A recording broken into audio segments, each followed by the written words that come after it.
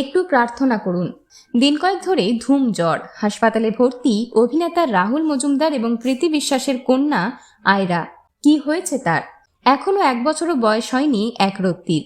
মেয়ে কেমন কষ্ট পেতে দেখে কান্নায় ভেঙে পড়েছেন প্রীতি।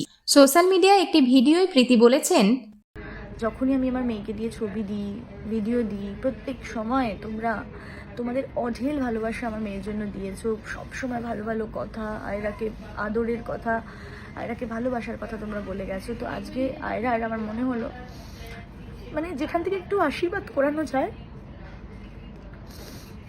তাই জন্য আমি ভিডিওটা করছি, যাতে যেখান থেকে তোমরা সবাই যেন মিলিয়ন মিলিয়ন আশীর্বাদ দাও। হয়তো এখানেও বলতে পারো লোকে যে ভিডিও ভিডিও দিয়ে রিচ বাড়ানোর জন্য আমাকে করতে হবে না ফলো, সাবস্ক্রাইব, কিছু করতে হবে না। শুধু তোমরা যারা যারা দেখছো ভিডিওটা আশীর্বাদ করো, যেন এরকম সময় করো যাতে আমি কাল পরশু আমার মেয়েকে বাড়ি ফিরিয়ে নিয়ে যেতে পারি। বাস